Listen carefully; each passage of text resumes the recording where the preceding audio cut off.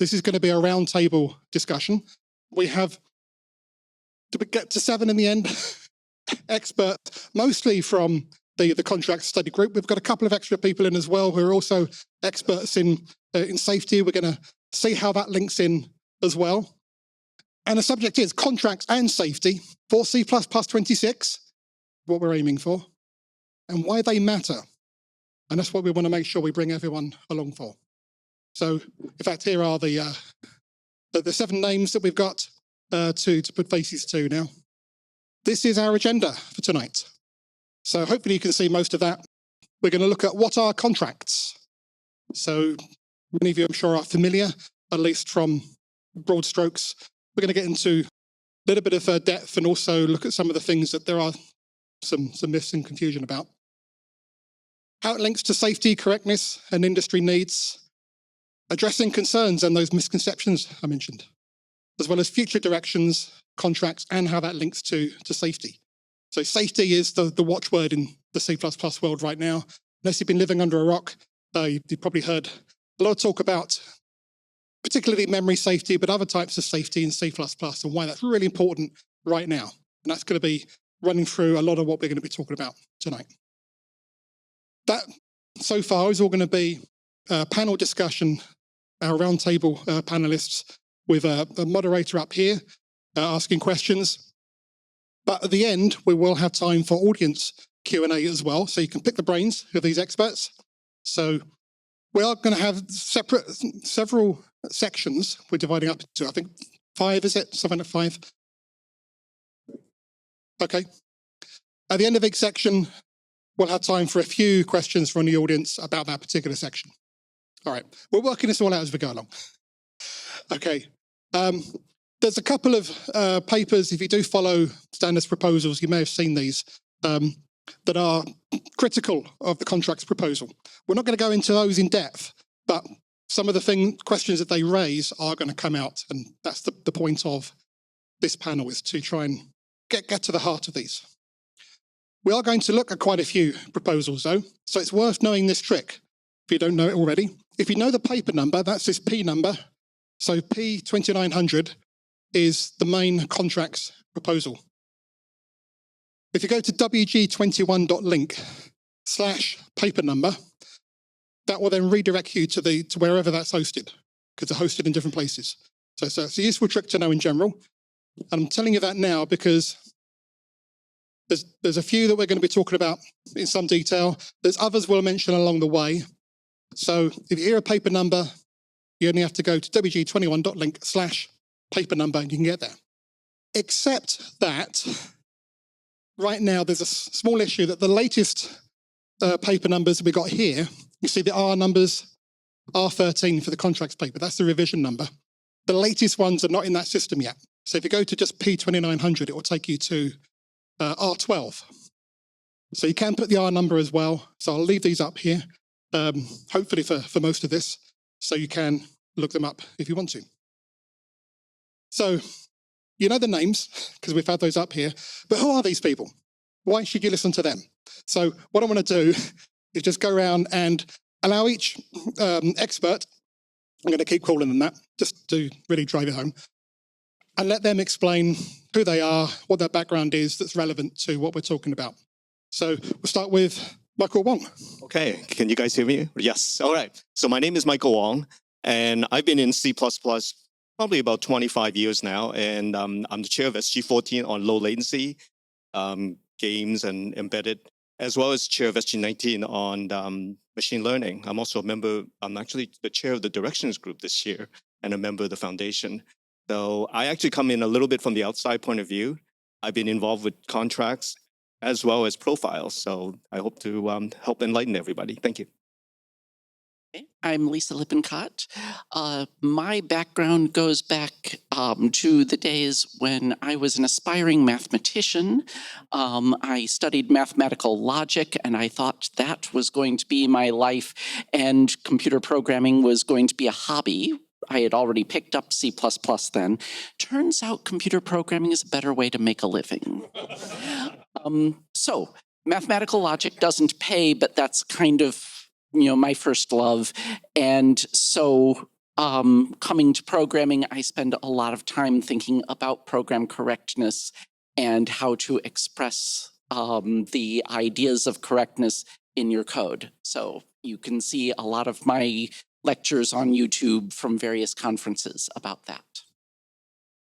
Hi, my name is Mungo Gill. I've been doing C++ for about, well, over 20 years now, having first started out with Fortran, ironically, and mostly in finance stuff and not quite so much involved in contracts itself, but I'm involved in WG21 and I'm getting more involved in some of the safety related stuff and trivial relocation related stuff on the committee. Is this thing on? Hello? Oh, awesome. Hi, so my name is Timur. My background is in physical simulations and audio and music production software. I worked on developer tools also for a few years. The last few years I've been involved quite heavily in contracts. I am currently co-chair of SG21, which is the contract study group, and have been involved in a bunch of these proposals. So yeah, that's me. Hello, my name is John Lakos. I'm probably the oldest person, not probably, definitely the oldest person on the panel. I graduated from MIT in 1982 with a couple of degrees in computer science and math. And then I spent the next 15 years at Columbia getting 5 more degrees. I have a doctorate in computer science and a doctorate of science in electrical engineering and 3 masters. So yes, I was working full time the entire time I got that. But that's not, also I started programming in C back in the 80s sometime, I can't quite remember when, and C++ around 1990. So I grew up with C++ and I met Bjorn Strustrup, and that was a very fun thing. Having said all that, in 2001, I joined Bloomberg, where I've been ever since. In 2003, I invented what is effectively what we use at Bloomberg today, and the contracts proposal is modeled after vaguely. We still use what I invented in 2003. It got a little bit of a facelift in 2009. We proposed it first in 2012, and at about 2014, it almost made it. It was at plenary, and then people found out it had macros, and psh. So then we tried again, and by 2020, because it takes a while to redo things, we had something that was contracts in the language rather than the library, and it was better. But we didn't quite agree on what was going on, so psh. So in 2023, we would like to have had contracts in the language, but there were people that thought that maybe they had a better idea. So psh. It's now 2026, and it's like the day is nigh. So we need to have it, and it is everything. I'm doing everything in my power to help everybody get the kind of safety C++ needs, so that it can survive not just 5 years, but 25 years. And in 25 years, we want to make sure that C++ is the language of choice for large-scale, multi-threaded, high-performance development. Right, how do you follow that? So I'm Gash Barajman. I am the youngest person on this panel, I think. I kind of got nerd sniped into joining the committee a while ago, 2016, I think, by going to C++ Now a little bit earlier and people telling me that something like explicit object member functions are never going to be a thing. And I said, And so Ben and Barry and a lot of other people like Sai helped us get that over the line. And while I was doing that, I also found a whole bunch of other things to fix, and so now I've stopped counting the papers that I've got into the international standard. And at some point, I also got to be SG4 vice chair, and it's a very thankless job, honestly, and only Dietmar submits papers, so thank you. I'm also a mathematician, and I really like Lisa's theories, which kind of got me involved with SG21, trying to get this right and having an underlying reality that matches all of the syntax we're proposing. And that kind of got me involved with the whole thing. So now I'm one of the few people who understands how the design functions both in the future and now and so on. And so I guess that's why I'm on this panel. But then people generally think that I know what they're talking about, which I guess that's it. And I'm Joshua Byrne. I'm a senior engineer at Bloomberg. I think I can probably splice together my background a bit by, I started off the way Lisa started off as a mathematician, realized I could choose where I live and live comfortably if I took my hobby and made it a full-time job. After many years of programming in various other places that don't matter for this, I ended up at Bloomberg in 2017, where I ended up taking over the contracts facility that John was talking about, really making primarily initially making changes so that we could really continue to use it at scale. And then they said to me, hey, does the contracts facility and the language work for this? And I went, no, it's gibberish. We need to fix it. And that led to the 2020 that John was talking about. And then since then, we've been trying to design this facility from the ground up in SG21. And I've been, I think, pivotal in that. And a lot of the papers that became P2900 are mine, or mine and the people on this stage and other people together. And I've been trying to make sure that this remains coherent and complete and does the things we want.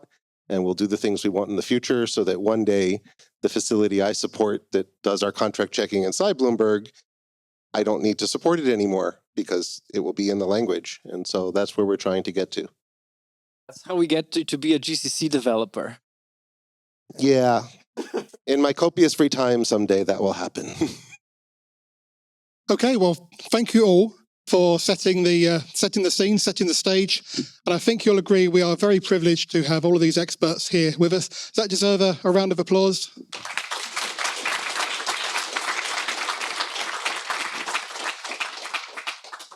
Now, what are we going to do with that? So, as I say, we've got, I think, four sections, 4 segments, where we're going to have a mini panel. We'll have different moderators for each one. I'm going to lead the first one. Now, this is all prepared, but at least we have an idea of the structure and some of the things we're going to talk about. Some of it's going to be ad-libbed, but we're going to at least get the illusion that we know what we're doing. So I'm going to give different questions to different people. So to start off, so the main contracts paper up here, P2900. You should read it, by the way. It's quite long, but it's worth a read. But what actually is it? And what does it let you do? So this question is for Fatima. Can you give us a quick overview? Right. So yeah, it's a long paper. There's actually not that much that's in it in terms of like the core of the feature. So the feature it's proposing is called contract assertions. So they're assertions, as the name say, and we have 3 kinds of them. We have pre, post, and contract assert. Contract assert works pretty much like the assert macro that you know, except it's not a macro, so that already fixes a bunch of problems. And it's a bit more configurable and flexible and can do more stuff. Like the CAssert macro has 2 options, right? It has any bug on or any bug off. So either you just ignore the assertion or you enforce it, which means like it's going to get checked. And if the check fails, you get print a message and terminate. So we do those things as well, but we have 4 options. So we got ignore, we got enforce, which means you check it. If it fails, you print a message terminate. So that's exactly the same default behavior as the assert macro. But then you also got observe, which means you print a message and keep going. And you have quick enforce, which is you don't print a message or do anything, you just terminate immediately, like as fast as possible. So those are the 4 options you get. And then the other thing you get is instead of printing a message, you can do something else. We call that installing your own contract violation handler. So you can define a function with a particular signature and link that in. It works exactly like you define a global operator new today and link that in. And there you can define your own behavior. So you can do your own customer logging or set a breakpoint or phone home or print a stack trace or whatever you want to do. So you have this like custom violation handler that means you can kind of more flexibly determine what happens when you have an assertion failure. And then really the only other major thing is, apart from contract assert, we also have pre and post. And so contract assert goes into the body of your function, like assert, but pre and post go in the declaration of the function. And so pre is checked when the function is called, and post is checked when the function returns. But otherwise, they're the same as a contract assert, but they go in the declaration, which means you can put them in a header, which means the compiler doesn't have to look into like the other translation unit to see it. The compiler sees it, your IDE sees it, your static analysis tool sees it, and it's just going to be a lot more useful and you can do a lot more stuff with it. And that is pretty much it. Like there are obviously a few more details, but those are all things you kind of discover when you start using it. And if you get it wrong, the compiler's going to tell you.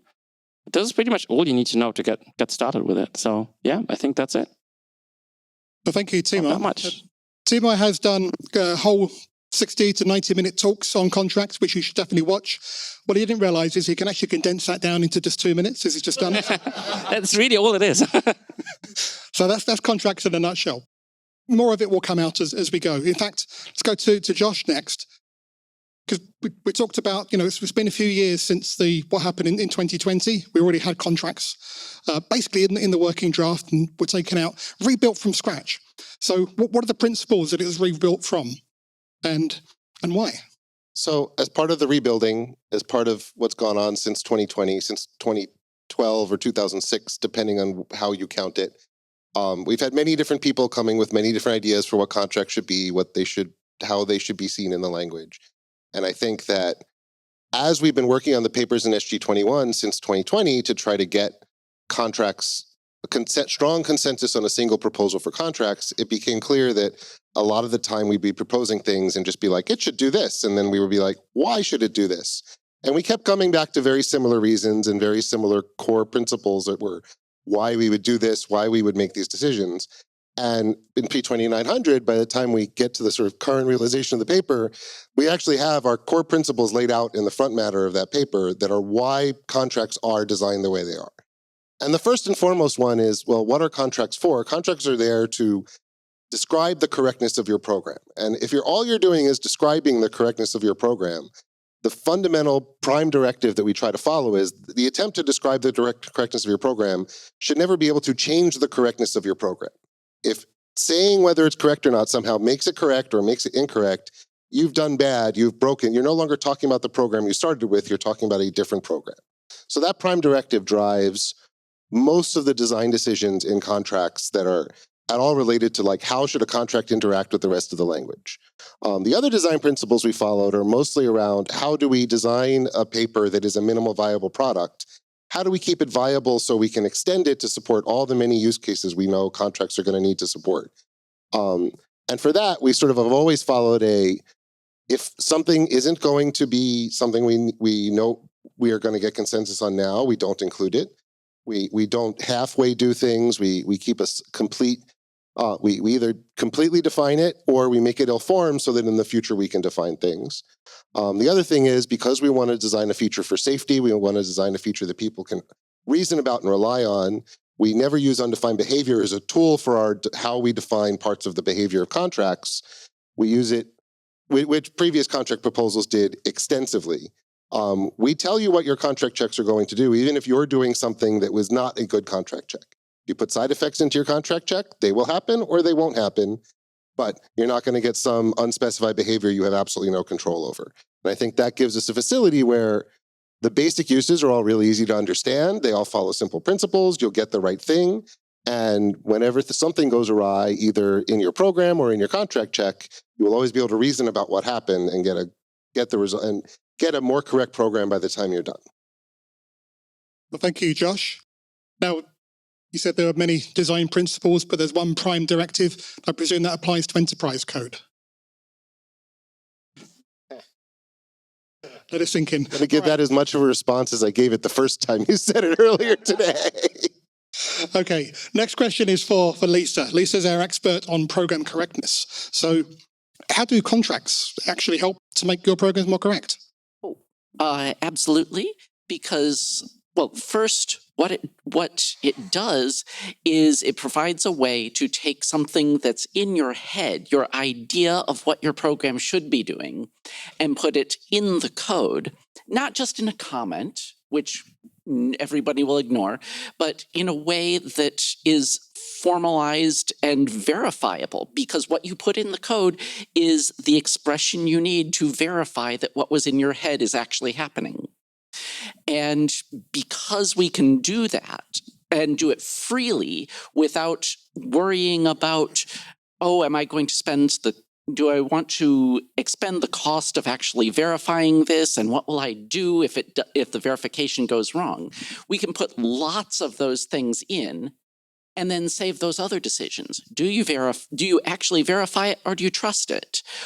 And if you do verify it and it's wrong, what happens? You can leave those decisions for later in the process, when you're building your code, when you know more about how this particular build is going to be deployed. So it improves program correctness by getting these ideas into the code in a way that helps you debug. Thank you, Lisa. Now that all sounds really good. Looks like Yeah, John I wants- had a comment actually. So one of the jobs of engineers is to try to get 99% accuracy with 90% tools. And human beings are 90% tools. The trick is when you're doing testing, you want to come up with two different representations of the same thing. So let's say you have a loop in a program, you want to have a table in your test driver, and vice versa. If you have a table in your program because you've got some really snazzy implementation that's table-based, then you want to have a loop checking it in your test driver. So this concept of having two different representations of the same thing gives you redundancy. There is no such thing as testing without redundancy. So what contracts do is they provide redundancy at runtime instead of during test drivers at compile time or at test time. And the nice thing about this is when you do this kind of thing, instead of doing what's typically called a value-based testing, we're doing property-based testing. So each precondition and each postcondition that you put down is a statement in addition to what your program does. And it's when all of those things are consistent that you're getting that 99% accuracy. Thank you, John. So that all sounds really good in theory, and we often talk about things in theory a long way off, maybe coming someday. But is there actually an implementation available today that we can try out? This question is for Timo. So I'm happy that you asked. There is actually. So we had in the past papers that were mostly paper exercises, but this one we actually got implemented both in GCC and Clang, so two major compilers. We have implementations for those. That's all public. You can play around with it on Compiler Explorer today. So you can go to Compiler Explorer, you're going to find like Clang contracts, GCC contracts. It's a little bit fiddly because you have to put in certain like compiler flags to make it work. So the easier way to do this is to go to the paper that the implementers wrote about how they did it and how it works and stuff, which is P3460. That's the third one there. And if you just scroll to the last page of that, it's going to have Godbolt links that are already set up. So it has the right flags and everything. You can immediately start playing around with it. So that all works today. It all works pretty great. Excellent. So you can try it out today. Wait till the end of this session and then go and try it on your own. So you could play with an implementation, but where does the specification stand? What's the current status of P2900? Josh? So we touched on this a lot last spring in the St. Louis meeting, right before the St. Louis meeting, SG21 sort of finished P2900, that was our 6 at the time, and said, we're ready to forward this to evolution. This is sort of the process of the different subgroups within the standards committee for anyone unfamiliar. The specific study groups generate something, then they say, we're ready for this to go to the right evolution groups. The language evolution group, EWG, then saw it in Tokyo and then saw it again in Wroclaw. And St. Louis. wait. They saw it in Tokyo, St. Louis, and saw it then in Tokyo, St. Louis, and in Rostov. And in each one, we sort of gained more consensus in EWG for how happy they were with it and with the changes we made. And there were some requests for new things to put into it. We came to consensus on what those new things should be and put them into P2900. I think virtual functions and coroutine support were the two biggest changes in that since SG21 forwarded it. Then just a few months ago in Rostov, EWG agreed to forward it on to core, which means that now P2900's wording is getting reviewed. Its wording is getting reviewed by core. Its wording is getting reviewed by the library working group. Those wording reviews are now at the point where we're ready to go line by line through them and make sure every comma is right and every sentence is structured well. We're all pretty confident that they're all saying the things they need to say. The wording itself now has its own table of contents. I'm pretty proud of that. That took a lot of LaTeX work. And hopefully in Hagenberg in a few weeks, we will be reaching consensus on that and getting it through or completing the wording, getting it through plenary, and then forwarding it on and making it part of the draft standard, which means that come the time when C++ 26 ships, it will be part of C++ 26 and it will be in your hands. Although, since our implementers are already implementing these things, hopefully it gets in your hands even sooner than that. Thank you. Yeah, so for those of you outside the committee, it can sometimes be a bit confusing talking about all the different groups that these things go through. The important part is it's now ready to go to plenary, which is where the whole committee basically votes on whether this goes into the working draft or not. So that's a really big milestone. So thank you for sketching us in on that.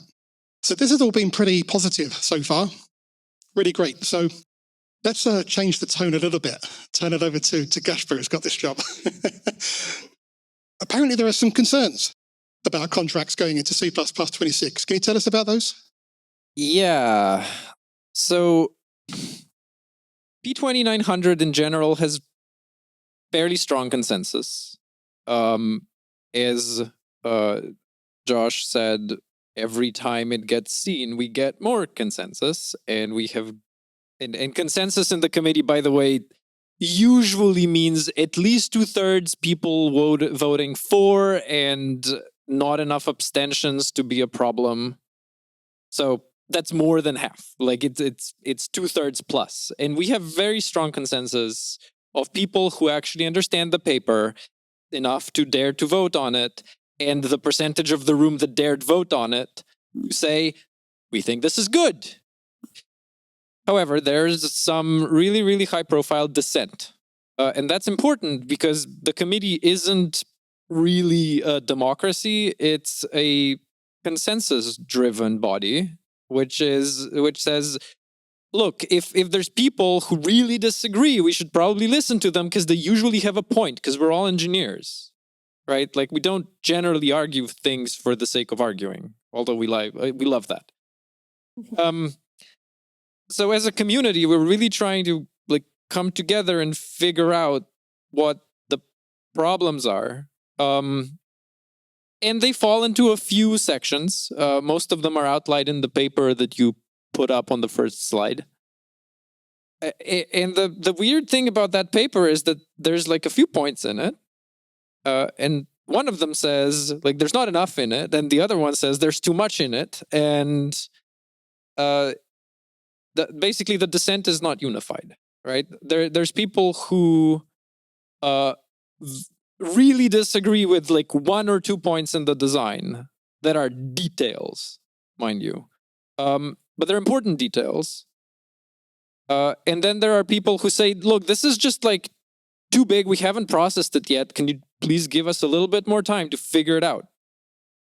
Which is also valid because they're important people.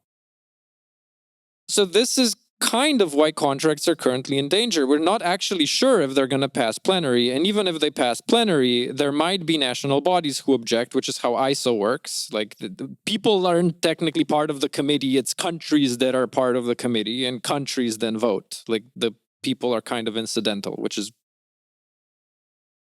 apparently how the world works. Great. I love realpolitik. But it's important to take this stuff seriously. And I think that this entire panel understands that. And we're trying to say, please, let's actually get to an engineering solution that we can use and then build on it. Thank you very much. Thank you, Gasper. Now, we are running a little bit behind time at this point, so going to hold questions for now. We're going to the next segment. So this part is about safety specifically, right? Because contracts are about both correctness and safety, and we all want our software to do the thing that it's supposed to do. Contracts are a tool for that. We want to explore if they work and why and how. And so I'd like to start with Michael Wong, who, by the way, is Canada's head of delegation on editing and revisiting ISO 26262, which is the functional safety standard for automotive, which kind of matters because I probably don't need to explain this one. So I want to ask you to explain what functional safety is, because that is the. Okay, yes, you'll tell us. Thank you, Casper. It's all right.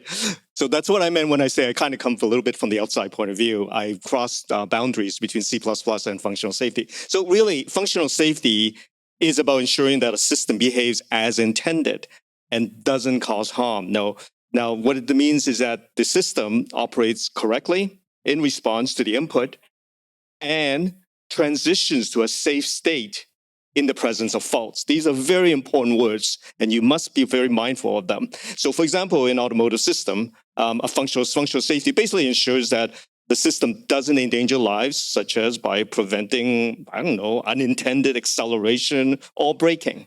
You can imagine how important this kind of things is. But really, safety in our context, and safety is many, many things. I'm not going to enlist all of them, but I want to point out the three really important things for our context, which is that it's a combination of language safety, correctness, and functional safety.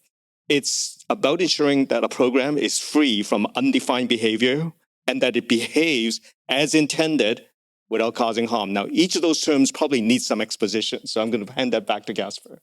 Thanks, Michael. So, Mungo, as a person who kind of does compilers and compiler adjacent things for a living, I figured that it would be a good idea for you to talk about language safety because you're very close to that. Language. Oops. Sorry. Language safety. You can probably think of it as trying to guard against undefined behavior by construction. So essentially, ensuring that developers don't accidentally write undefined behavior into their programs. Obviously, this doesn't stop people intentionally using undefined behavior in their programs. We're not going, for example, a unit test, you might want to deliberately use undefined behavior to see what there is, whether you're guarding, whether your checks are sufficient. But essentially, we are trying to prevent undefined behavior. And there's four main categories of undefined behavior that we're trying to prevent people, ideally by compilation error. So there's lifetime safety, so using something after it's gone out, the lifetime has ended. Memory safety, so for example, going past the end of an array. Bound safety. Type safety, unions, accessing a union as one type and having written to it as another type. And possibly the most hardest one to worry about are threads, data races and thread safety, which is ensuring that two threads aren't writing to the same variable simultaneously and treading over each other. It's a brief overview of language safety. Yep, thank you. We're going to explore the interactions with language safety later, but I'd like Josh to talk about the next pillar of functional safety, which is correctness. So, in my mind, I think I would actually put correctness above all of these. I think, to some extent, functional safety focuses much more in most people's minds on don't do unintentional harm. Don't run over things when you shouldn't run over things. If something bad goes wrong, put bounds on what badness can happen so that actual harmful things can happen. And I think correctness is what we strive for with contracts, which is do the thing you intended to do and don't do unintended things. A correct program both will get you where you're going and not do something horrible on the way. And I think that's the primary goal. But the reason I think contracts are so powerful in this whole space is they're the only tool that's targeting full correctness. They're the only tool that's sort of saying, let's get our programs actually correct. And then all the other stuff, all the safeties you want, follow. Because if your program is going to do something unsafe, that's not something you intended, that's incorrect. And I think that's the key way in which contracts helps tie all these things together. Now, it doesn't do it by construction. It describes what's correct. It identifies when things are incorrect. I think there's a big space for things that change the language so you can have more chance of being correct by construction. But it's also the only thing that defines the full space of correctness so that you stay within what you're intending to do. and telling the compiler and the language in your program what's correct, where the language itself doesn't necessarily limit you to just what's correct. Right. Yeah. So, okay, we've got a tool. We're trying to achieve both correctness and through correctness, functional safety.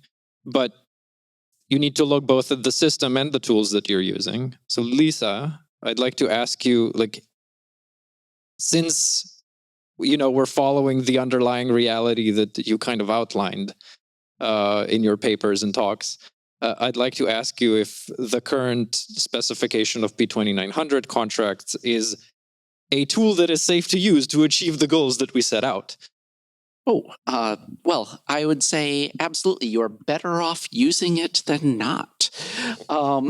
So, you know, it is true that, you know, some people object that when you look at a particular assertion under a microscope, there is a C++ expression in there, and you can write an expression that has undefined behavior, and it's going to be just as bad there as anywhere else in your program. It is code that you write. On the other hand, when you zoom out, when you look at the relationship of the assertion to the rest of the program, the assertion being there improves both the correctness and the functional safety of the program, because you can use the assertion to find the bugs in your program. You find the places much more quickly where your program doesn't match your intent. And so you fix those and your program becomes more correct. Also, if you enforce the assertions, if you choose to enforce the assertions, they can guard against a place, you know, they can guard against a problem where something you didn't expect causes a catastrophic cascade of problems later in your code. And you can keep those cascades from hitting the things that are doing dangerous things. So you can say, yeah, if things are going wrong, don't accelerate. You can keep that from happening. So you get functional safety by enforcing in production, and you get correctness by enforcing contracts when you're debugging.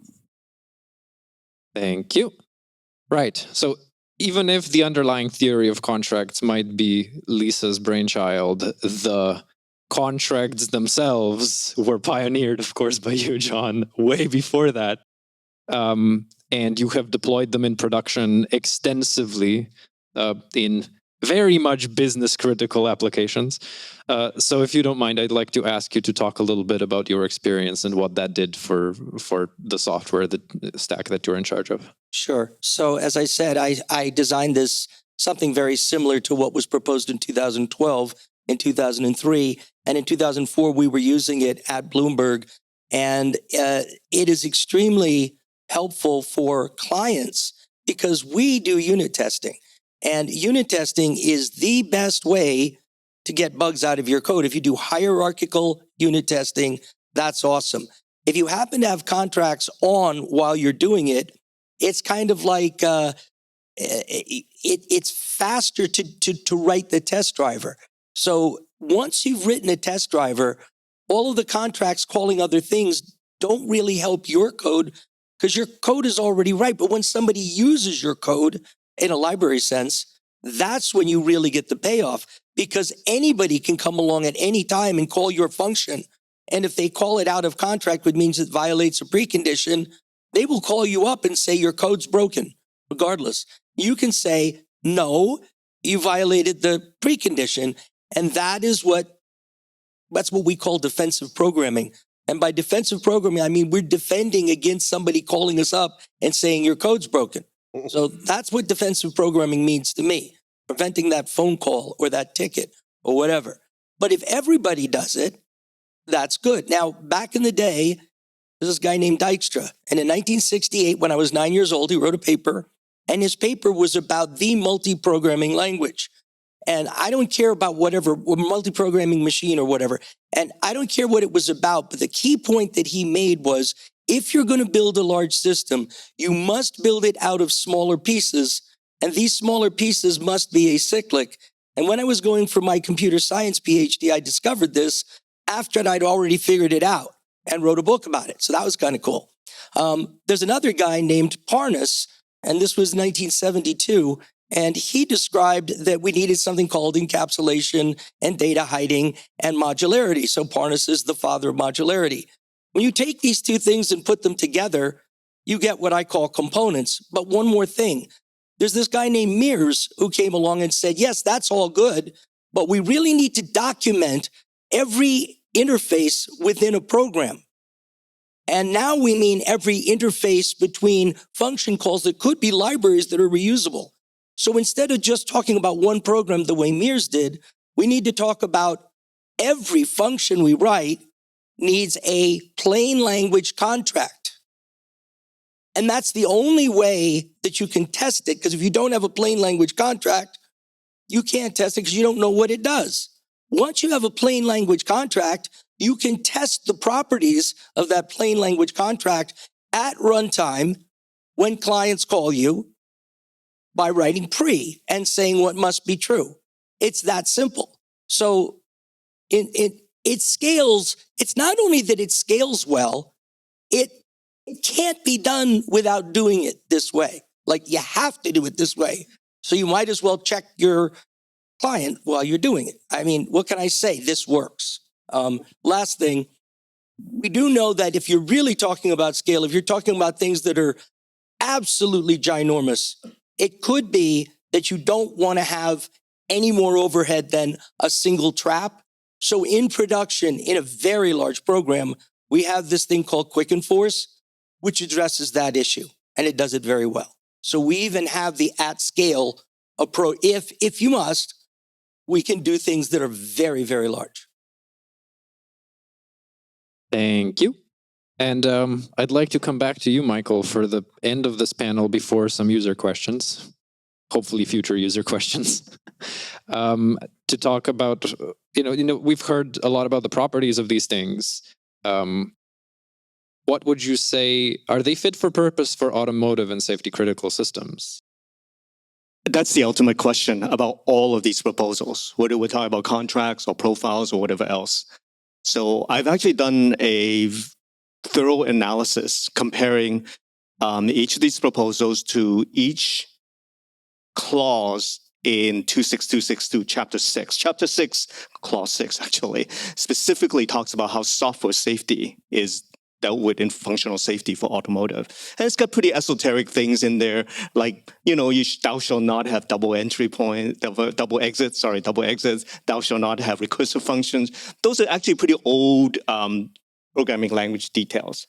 So it's ripe for revision, and that's what we're talking. That's what Gasper was implying, that we're now going through a revision of that to bring it up to date. Now, the answer for contracts is it's very good.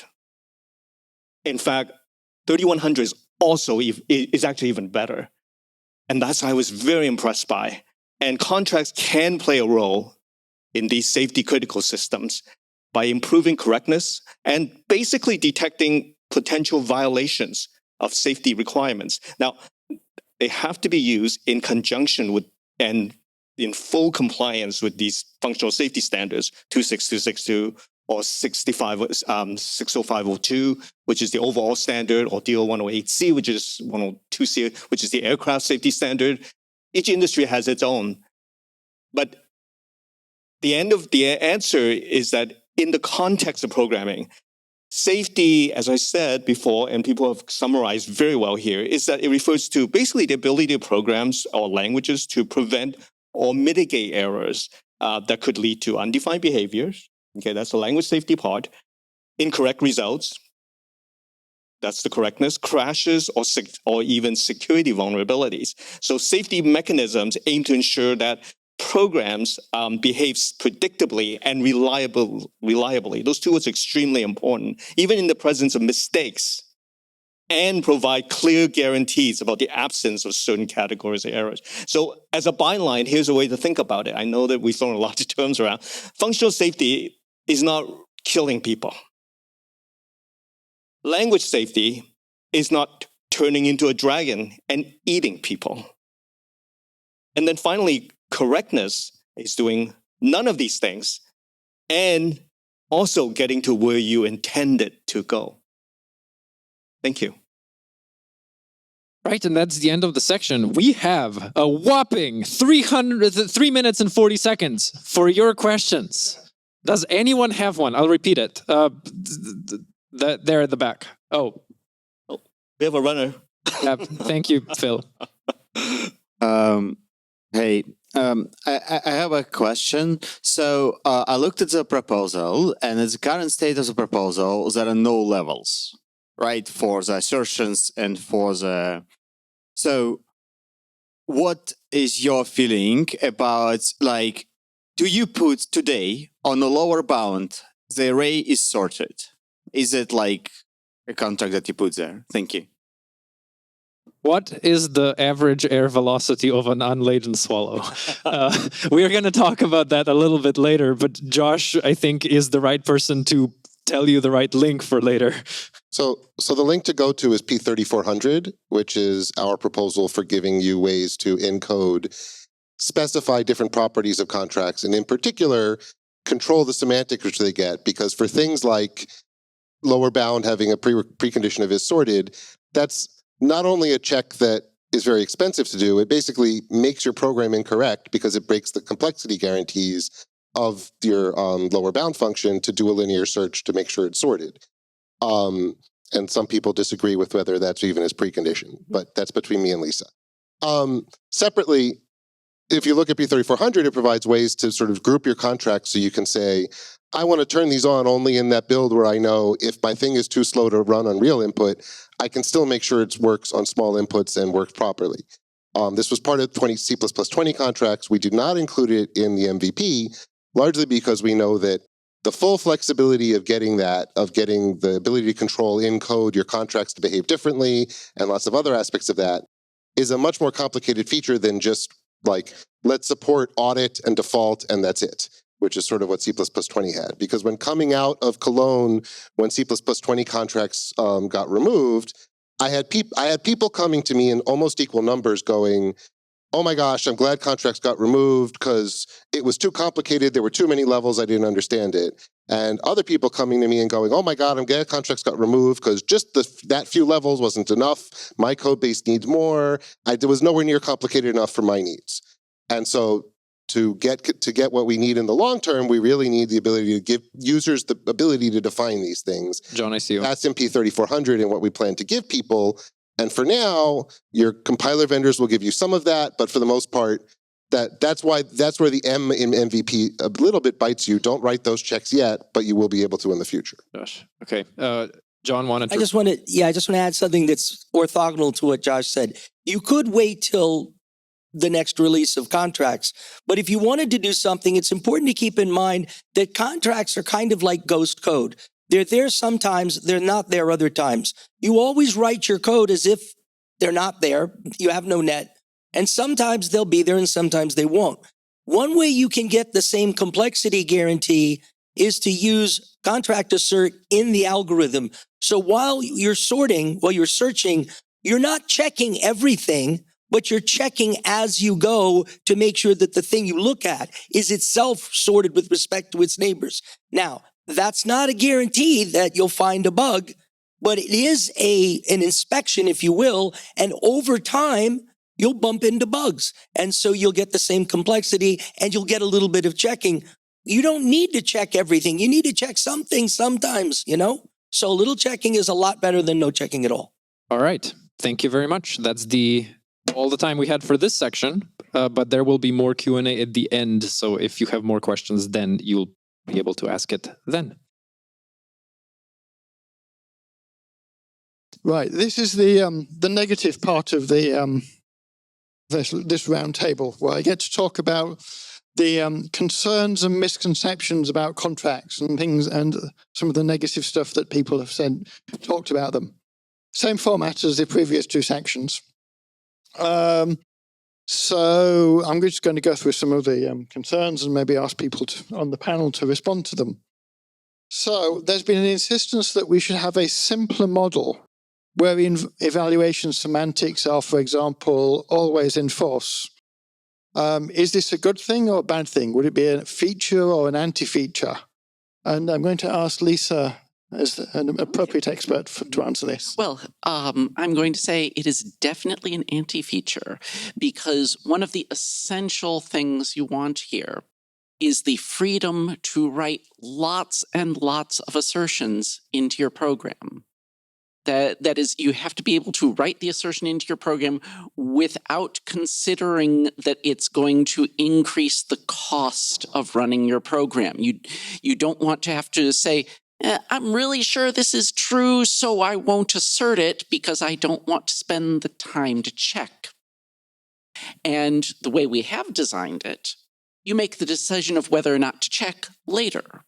So in your code, you write the assertion, this is what I expect to be true, and you move on. Then later, when you're compiling, when you're building your program, you make decisions about how important the assertions are to check how much you trust that your code is meeting your expectations. And as that level of trust grows, maybe you check fewer assertions, or maybe there are some parts where you want to enforce the assertions just because they are guarding against bugs entering sensitive areas of your program, and that's fine too. But you make those decisions after you write the code. Jasper? Just wanted to add this. This goes for the libraries you're using too. So they get to write all the assertions, and you, who are compiling the program, gets to turn them off. And that's why they get to write them. Yeah, thank you. That's a oh, and one more follow-up from One more quickie. It turns out that when Bloomberg was starting out, we would put the asserts in as we went. Life was good.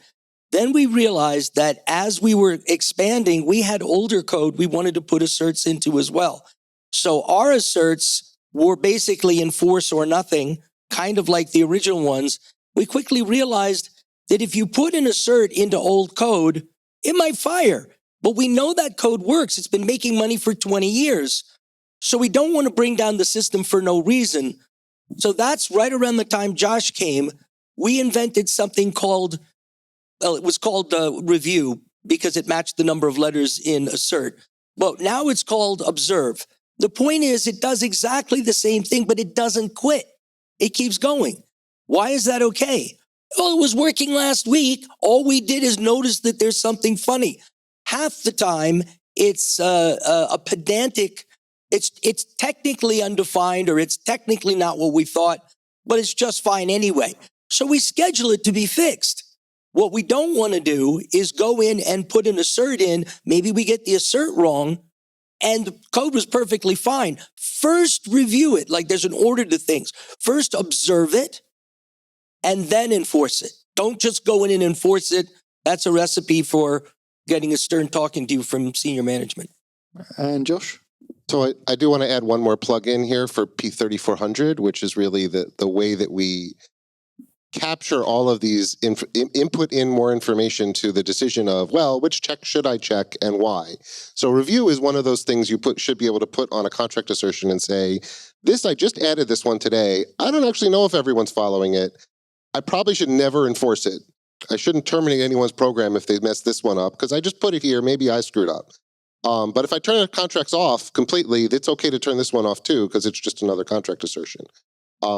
So in my production builds, when I release, I should observe it. In my other builds, when I ignore, or in my tests, I should observe it. In my production builds that can afford checking, I observe it. In my production builds that are highly performance sensitive, I can ignore it. I ignore it too. But all of that and all the other things you might want to put on a contract assertion to guide the decision of the final person who's building your program of which check should be on or off, P3400 gives you the ways to do that. And I think that for now, you're going to have ways your compilers have to do this through command lines and through annotations and whatever. There's a lot of space to explore there. But long term, we intend to get you that through more features on top of P2900. Okay, thank you for that. And next concern. Some people have said that we should not be allowing undefined behavior in the evaluation of the contract predicates. that having predicates that do allow undefined behavior gives more chance of undefined behavior in general in programs, and that we should only be restricted to a subset of the language. I'm going to ask Timur how he feels about that. So that's a really interesting idea. It's one that we've been discussing on the committee for like 3 years now, I think. It keeps coming up. So it sounds like a really interesting idea, right? You don't want to introduce undefined behavior when you add a check. You don't want to make it worse. But so, and there's this idea, well, why don't we just make sure that somehow if you check a contract, which is essentially just a Boolean expression that you evaluate and it's true or false, right?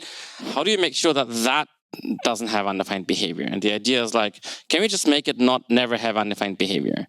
And it's an interesting idea. Unfortunately, it would be great, but like the people who have come forward with these ideas haven't really shown that it's specifiable or implementable or really works in practice.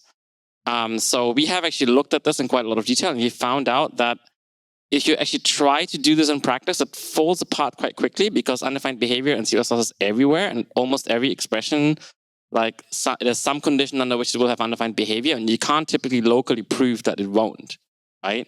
So what we have to do is we have to then basically restrict like the set of contract checks that we allow to those expressions where we can locally prove that they will never have UB.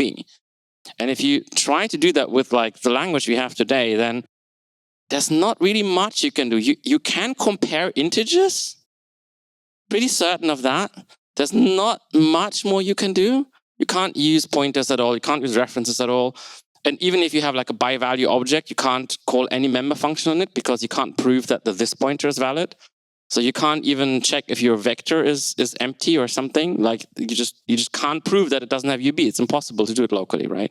So this is not really something we know how to do, right? Like we would need a different kind of programming language for that. And so it seems like if we ever figure out how to do this, great, but then let's do it for the whole language. Like why don't you do it just for contract assertions? Like let's do it for the whole language and then it will apply to contract assertions as well. But let's not hold up like the P2100 MVP for that now. That just doesn't make sense. I think that would do a massive disservice to the community because it would prevent people from putting lots of very useful contract assertion checks in their code. Okay, thank you, Timur. Just a quick follow-up from John. I just want to say that there's another reason for not doing this. And let's say we were able to do this. It would have to be something where we tagged a function that we couldn't see its body. Okay, now once you do that, now you're locked in. Now that function can never have any side effect or anything that looks bad. And so just trying to put a print statement in that will break the entire system.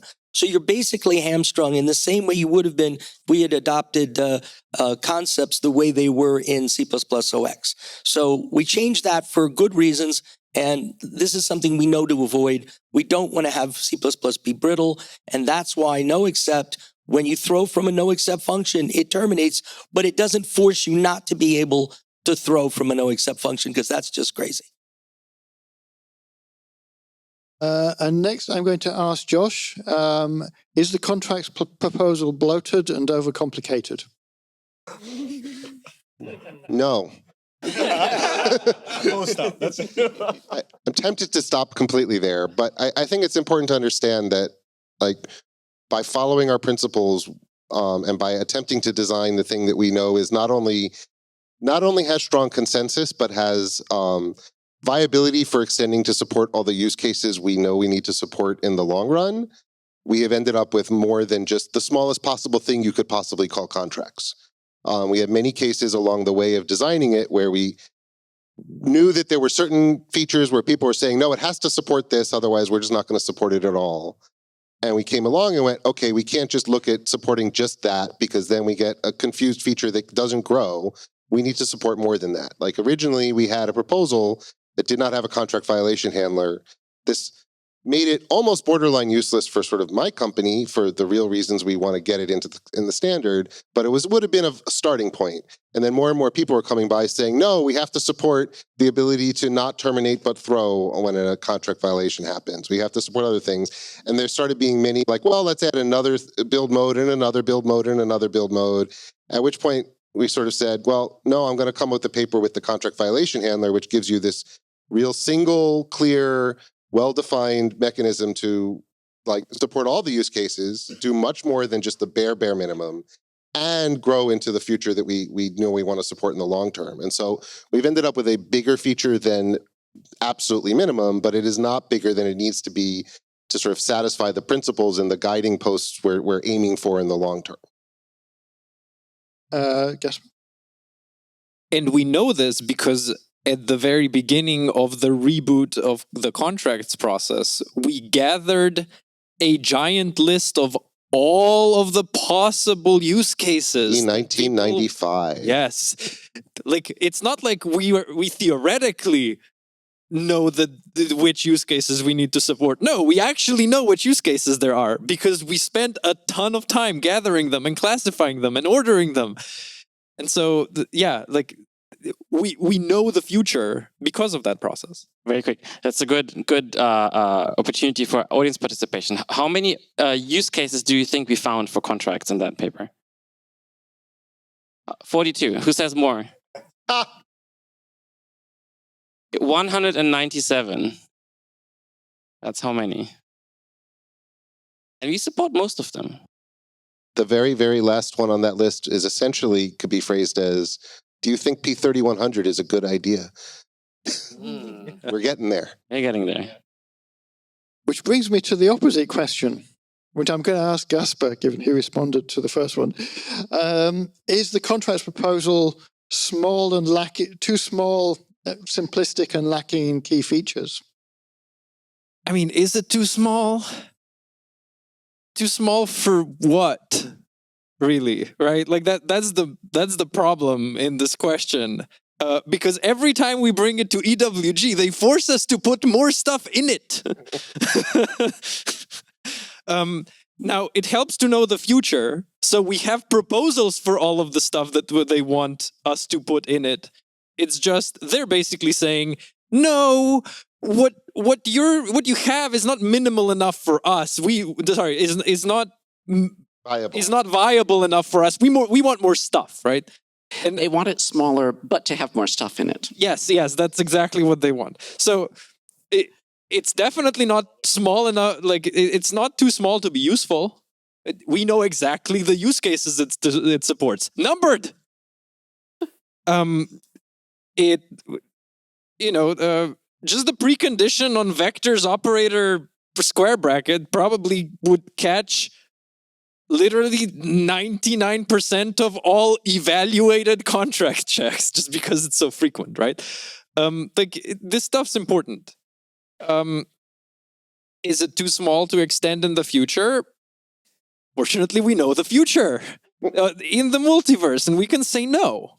We know what we want. We know how to extend it. It is smaller than the future, though. Like, we couldn't get everything into 26. So the final question is it too small to pass? As in, too small to pass plenary and the NB comment process? And I think that the jury is still out on that one. I'm carefully optimistic. Let's see. And one final concern to be asked on this section before we go to audience questions. And I'm going to ask Lisa, is P2900 enough to prove that a program is correct? Oh, of course not. It's a step. It helps us express, to begin with, it expresses a decent chunk of what it means to be correct. And we can use that as a basis for our reasoning through a program, comparing our preconditions to the preconditions of things that we call, and their post-conditions to the next preconditions and so forth. But it's not a complete system for that by any means. There are directions to move forward and make it more complete. So yeah, I mean, this verges also into functional safety because, contracts really can only detect violations of the specified contracts, but they can't guarantee that the program is free from all errors, right? I mean, additional techniques are going to be needed, like things like formal methods, model checking, rigorous testing, fuzzing. These are going to be needed to get to a higher level of assurance. And assurance, or safety assurance, is a big keyword in functional safety. People are nodding, so you know what I'm talking about. And Timo? Can I add a quick comment? I think it's an important point. So we said a few times we want to, you know what you want to do in the future. We have all of these papers that are targeting 29 or later that we want to build on top. But I just want to emphasize how important this is. I think this kind of incremental standardization is the only way you can do these like features that are really innovative. Like we have experience with this. For example, const expert is my favorite example. Like the first version of const expert in CSS 11, you could only have a single return statement and a function and nothing else, right? How useful is that? It's not that useful, but it's a good foundation, right? And then in 14 you got more stuff, in 17 you got more stuff, in 20 you got more stuff. If we had standardized const expert with kind of the intent that it satisfies all the important use cases that we're aware of from the first version, we would not have const expert today, right? So, you know, I think incremental is the way to go if you have a feature that, you know, has any kind of innovation in it. So, and that's exactly what we're doing. So. I think it's a very good point. Josh? I think the other half of that is, if you look at the last 6 years since contracts got taken out of C++20, a huge amount of our time was spent rediscussing syntax, rediscussing basic behaviors, rediscussing sort of fundamental things. At some point, we need to set in stone the foundation on which we're going to keep building. Otherwise, we end up sort of constantly at risk of someone sort of pulling the rug out under the things we're trying to build and not getting something useful into people's hands. And I think that this is the right foundation on which we can build an endless number of different things, including the things we know we want. And having that foundation set means we can then start building those things not on a foundation of sand that might slip away from us. Because again, we've seen that the last 6 years, we have a better facility than we had in 20. It's unquestionably we fixed some mistakes that we were in 20, but I also think we could have gotten there a lot sooner and fixed those mistakes on the fly. It might have been tougher, and then spent a lot less time sort of revisiting every single decision, and that we don't want to have to spend our time revisiting again because we don't know the state of the actual base proposal. Okay, thank you. Now, I'm keeping an eye on the clock. I'm aware we have only 2.25 minutes left for audience questions, so apologies. But would anyone like to ask any audience questions? The left. Oh, there we are. Hey, so there are certain things that are really hard to check at runtime, like is this value initialized? Is this iterator pair like a valid range? Or what's the lifetime of the return pointer? So we could add something to contracts that's only useful for static analyzers. But I was wondering, do you have a litmus test? When should something be part of the contracts, or when should something be an orthogonal language feature instead, independent of contracts? So that's a very good question. And I have a kind of a slightly long answer, but it's going to come out one way or the other. That's okay. I'll let you start. Lisa first. Sorry. Okay. Well, I'll try to be quick. So I think we had a very good discussion yesterday. We have ideas in that direction. Part of the problem with dealing with objects, lifetime initialization, and so forth is that there are a lot of rules about how we use objects that are not that vary in a way that goes beyond the value of the object varying. Something like, is it initialized? Do we hold the single access token for that object?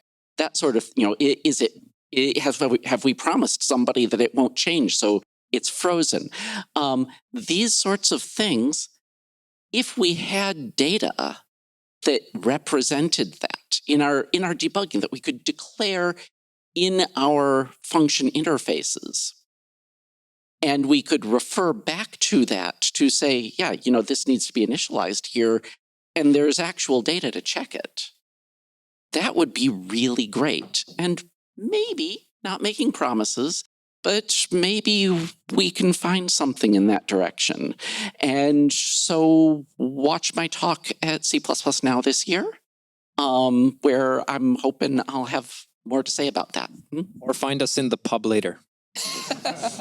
Yeah. Okay. Instead of answering now, I think I'm going to wait till later because I think she did a great job at answering that. Okay, that's great. Unfortunately, we are out of time for this section. So I am going to hand over to Michael, who will take on the final section. My name is Michael Wong, and I have the pleasure of taking us to the fourth section, which I think is really important and interesting, the future directions for contracts and safety. So I'm going to really focus in on some of the next features that is on the table. And so the first thing I'm going to talk about is, Lisa, your first contribution in a paper form recently, actually, I think it was in the last call, right? Introduced the idea of what's called a procedural interface.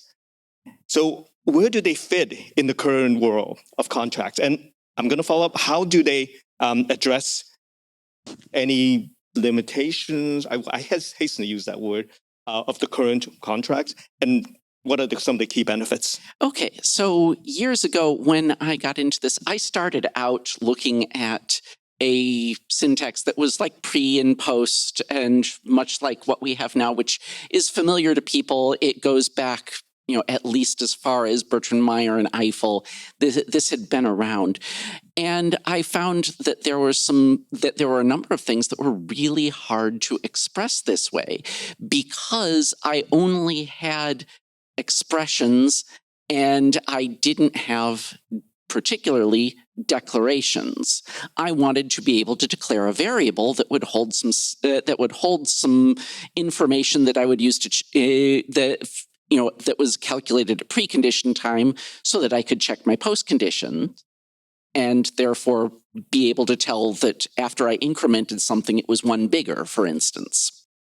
And so what I came to is really what I wanted was the full expressiveness of C++ in the function interface space.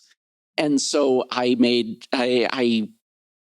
came up with this idea of procedural syntax, which is a block instead of an expression. And you write statements in there, and you can declare things, and you can use if statements, and you can put a loop in there if you need to, and so forth. And that I found was very expressive. Other people found it very wordy. It has, too much punctuation, braces, curly braces. That's scary. So people didn't want that.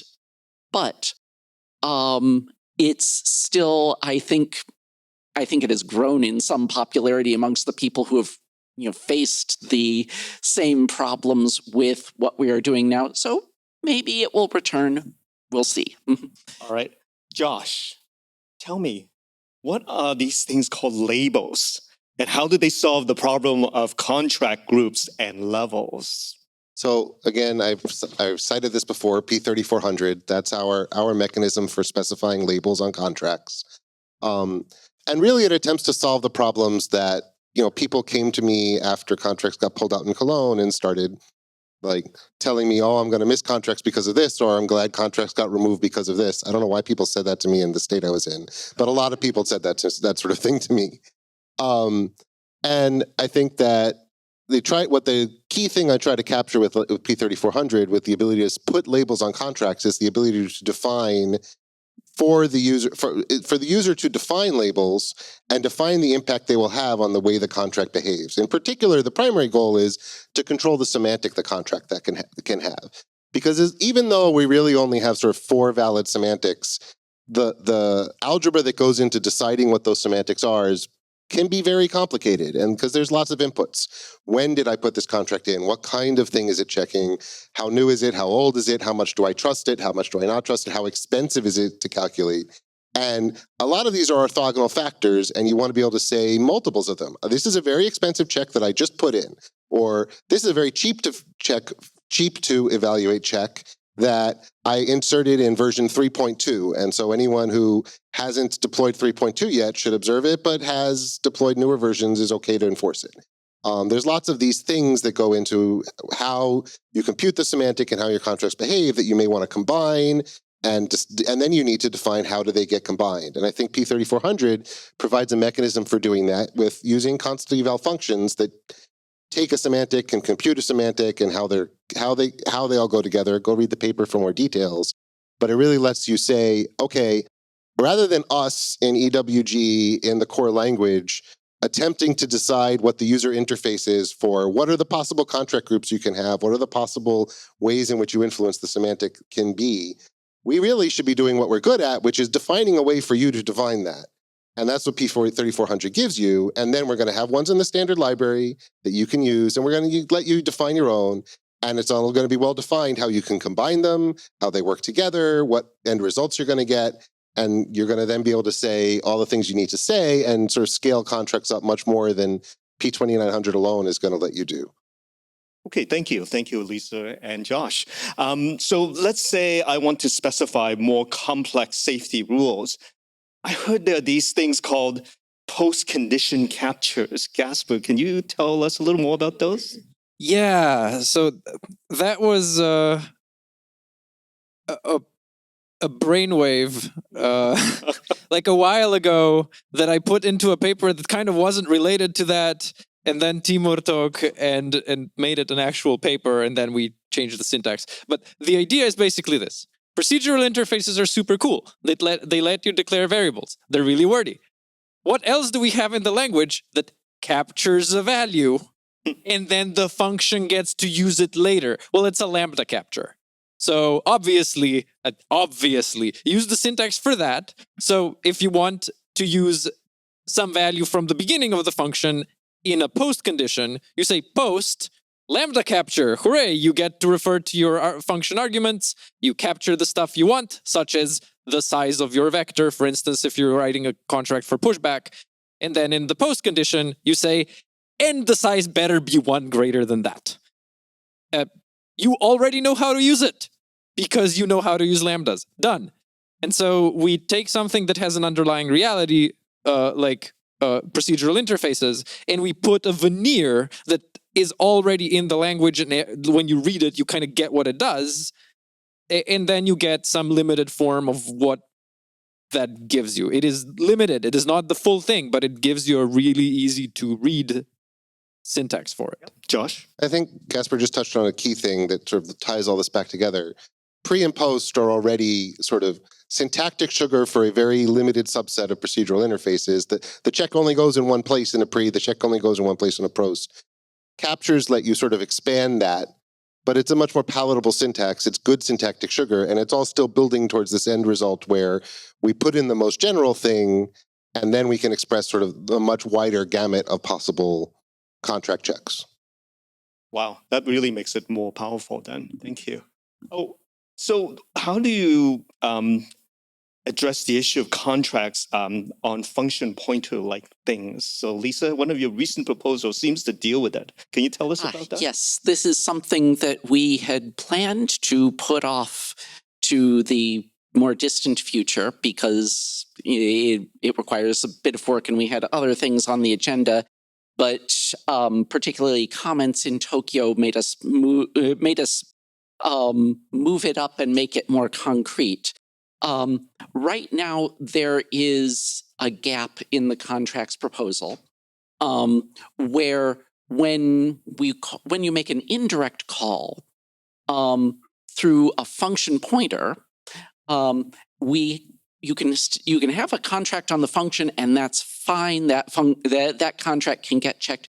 But what we don't have is with indirection, we need a contract that describes the caller's needs, that can apply not to a specific function, but to the entire class of functions that it is interested in calling.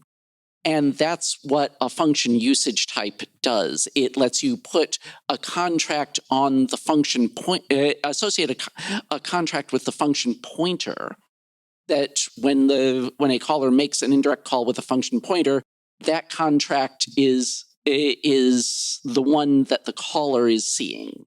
Okay. Normally, I would ask Josh this question because we talked about some really big key features, but I do want to flesh out what other features do contract need. But I'm going to do it a little bit strange. I'm going to go through each person. If you can name one, because I am running out of time.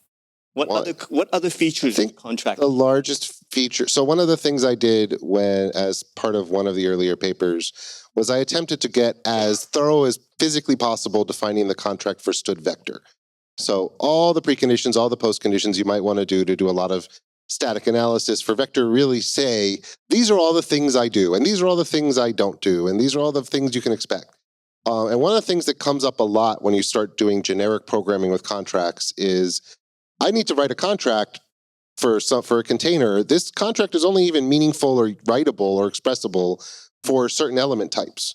And the thing that pops out immediately is requires clauses on contracts to say, this contract assertion, this precondition, this postcondition should only be here if the template parameters meet these requirements. If they don't, just drop it completely. This is so simple to, I think Eric implemented this in Clang in around 20 minutes. Okay. And Eric Fazelier, who's doing our Clang implementation. And I think it's going to be one of those things that really pops out as more and more in demand, the more people start writing contracts in generic code and start trying to really flesh out these things, because you're going to stumble more and more cases where you start saying, well, I got to write 6 different overloads with different preconditions and postconditions to do this. Screw that, I'm just not using contracts. Like, we need to have these kind of features to make it more usable in the long term. Okay, I'm also going to give each person a chance to say one of their favorite next features. I think Timur's going to say there's a paper already. So I want to just briefly, I know we're low on time, but I just really want to mention this because I think this is the most impactful, in my opinion, especially for safety, out of all of this C++29 and beyond stuff that we're discussing, which is P30-100, which is the last paper on this list that you probably can't read because we sit in front of it. So that's the idea that there's kind of 2 kinds of assertions. One is the one that P2900 supports today, which is the compiler can't know that, there's something wrong here. So the human needs to inject this information that, it's only correct if your widget is valid here or whatever. But there's also the other kind, which is the compiler can kind of know that there's an assertion there. And this is all of the stuff that today is UB or EB, and the stuff that Lisa was talking about and other people are talking about, like, oh, like your integer addition doesn't overflow, or like your pointer is valid. And actually, if you think about it, or the EB thing that we have now in the language, like the value has been initialized, I think what you have been, yeah. So all of the stuff, like the compiler can insert checks actually, just at least for some of these things automatically, but really they're also just contract assertions, right? So we could say that they're implicit contract assertions. So contract assertions that the implementation kind of injects for you, and then you get to turn them on if you like, and then you get to hook into the contract violation handler and all of the stuff, and that's really powerful because it gives you basically this basically super generic everything sanitizer, and we have a language to talk about this, and like there's a whole world there. So probably don't have time for this, but it's good stuff. Strict next few answers to one sentence because I do need to keep moving. Anyone else who have features that they think is important for the next? Anyone else? Post-condition captures. Thank you. Next, anybody? I know it's not strictly part of contracts, but I think some form of lifetime annotation. Relocation, maybe? Yeah. John? Well, there's the one thing that we can't do any other way. And of course, that is data race safety. It's not something that contracts can do anything about. So we need something else, and that's the future. I'm going to say contract should have the thing that we need for data race safety, because we can. Thank you. All right. I need to keep on. Okay. So there are 2 things that is important for definition, which is the language. What about language undefined behavior? And the opposite, the other side, well, actually kind of the same side to some extent, but what about erroneous behavior? And I would like to get 2 perspectives, one from Timur and one from Gasper. So I think I actually said it earlier. I didn't know that this was going to come up. No. I thought you were going to skip that or something. Anyway, so I think undefined behavior really is behavior that follows, kind of undefined behavior always follows an implicit contract violation, right? You violated some contract that was there. You did something that you're not supposed to do, and then you get undefined behavior. And EB, or erroneous behavior, is really just you violated an implicit contract assertion, which you didn't write, but it's there because the language says so. And then what follows is not undefined behavior, but it's still wrong. And that's really what erroneous behavior is. But you can actually formulate both in terms of it's a contract violation and then something happens. Okay. Right? You want to add something to that? Well, yeah. So the point that we're trying to get to with erroneous behavior, the one that we passed already is the one for uninitialized reads, where if you did an uninitialized read before, the compiler promised no actual behavior for your program. It could just erase the rest of the function. Now we're saying, no, like, we're not promising you a specific value, but like, you're gonna get a read. Like, you're gonna get some kind of bit pattern having been read.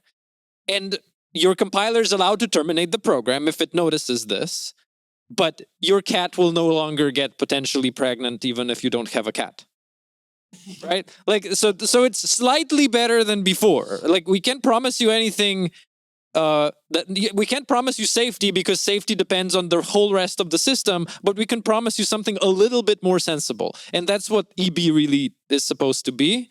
And P3100 is how we plan to define the hopefully sensible thing you get if you breach an implicit contract violation, because we need to say that for every single one of them. Okay, thank you. Okay, now I'm going to skip one question because we are out of time. So I'm going to now pretend this is an audience question, but it is an important one. I'm going to ask the very last question, which is to John, Mungo, and Lisa. What about type, thread, and memory safety? What are some of the benefits and challenges in that space? So let's start with John. Well, mine's the last one because that will reflect on others. So could you start with anybody else and let me go last because that'll save me from having to build up. Mungo. Do you want me to start? Type thread and memory. For anybody here who has not read the Sean Baxter paper or looked at the Circle compiler, I would strongly encourage you to have a look at that because that gives a vision. Maybe we may not necessarily, adopt similar syntax, but that definitely gives a vision for how we, what we're thinking of in terms of how to make C++ long-term safe in the future. So in terms of what we'll have to, there's a bunch of stuff we'll need to think about how we add this to the language. So, for example, some form of lifetime annotation needs to be addable. There'll be some mechanism whereby people can say this code is safe, this code is not safe, where the checking should take place, and some form of borrows possibly, which for those of you who are unfamiliar with them, you can think of borrows as the old SQL database read lock and write locks, so that you can have multiple read locks on a variable, or you can have a single write lock on a variable, but you can't have both. I'm trying to be brief here. Apologies if I'm rushing. And obviously, a great end goal is the data array safety. A lot of the stuff I've talked about is necessary but not sufficient for full data array safety.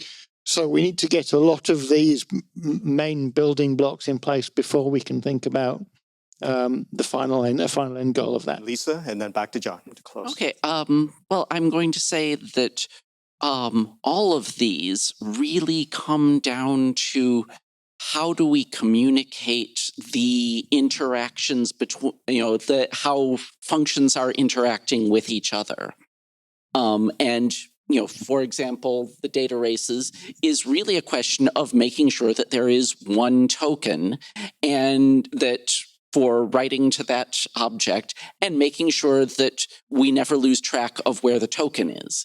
Right now, that isn't expressed in, how that token would travel around isn't expressed anywhere in our code, and that's a problem. But if we can start to express that sort of thing, we can attack these sorts of problems. John, last word. All right. So I just want to try to clarify all the different kinds of things that we're putting together to get a complete safe system. The first one was 2900, which is just basic contracts in the library. In other words, code that you write. The next one, 3100, is more like contracts in the language where if you had, for example, integer overflow, dereferencing a null pointer, pretty much anything that would be a panic is now a contract check. Now, there's some things that you can't check that way. Erroneous behavior has the nice property that you're turning what was undefined behavior, in many cases, into defined but erroneous behavior. So it's still guarded by a precondition, but you don't get that optimization based on a bug. It was always a bad idea for C++ to optimize on a bug. So we'd like not to do that. So what we're doing is we're saying, no, let's take that optimization out of the way and let's preserve it for the future. So there's that. Then there's also something that we need in the language to subset it so that in the future someday, per file or per translation unit, we can say only this safe subset of C++ can be used in this file. But it doesn't change the meaning of anything. So it's a pure subset of ISO C++. And then lastly, there are two kinds of things that right now runtime checking can't deal with. One of them is lifetimes, and the other one is data race. Now, lifetimes in C++ have a number of ways that you can deal with them. You can use RAII. You can write your code carefully. You can use hardware like Cherry, for example. That's a future architecture that will be doing some sort of cyclic redundancy check so that many of the lifetime issues can be detected without changing any code, just by building and running on this hardware. So there are ways to deal with lifetime. But there's really no good way today to do anything with data race safety other than write your code in a way that it can be mechanically checked to possess a property called exclusivity. Now, I'm not an expert in this stuff, but my understanding is this is something that you have a smaller number of algorithms than you would otherwise be able to have, because we have to write the code in such a way that the compiler can verify at compile time that you don't have a data race. Why is that so important? The reason that's so important is clock cycles have pretty much saturated. We're not going to get faster clocks. We're not going to keep going, doubling the speed every 3 years. That's not happening. So what are we doing? We're going to multi-core. And what does that mean? In order to get better concurrency, we have to be able to hide the latency. And the example that I always give is when my wife and I are about to leave our planned urban development, it takes about 4 minutes for us to get out of the place before we turn left or right. So we start out, she's driving, I'm looking at the map. By the time we get there, I've already looked up where we're going, and I say, okay, honey, turn right or turn left. The time I spent, she could have done that and then started driving, but she didn't. So we use two threads very interactively. That's going to happen more and more for quotidian programmers. And so if that happens more and more, even expert programmers get threads wrong all the time. So a fellow was telling me that he used to think he could write perfect threads. Then he ran a sanitizer and all his code was wrong. So the point is, experts get it wrong, and experts who are managers want to move to languages where that's built in. And the current theory is any successor to C++, including C++, will have to have some sort of compile time database safety. And that's what we're working on as the next and final aspect of safety. Okay, thank you, John. Thanks for that analogy. I love that. I'm going to really now hand it back to the audience and to Phil. Thank you very much. Thank you all to our panelists for those roundtables. We do have a little bit of time left for the audience Q&A. We're a little bit behind where we wanted to be. We do need to be out of the building by 9 o'clock. So we need to finish it early enough before that we can get all the camera equipment out. So I think we worked out that we can finish about 8:35. Does that sound right? Yep. So that gives us 8 minutes. So questions from the audience.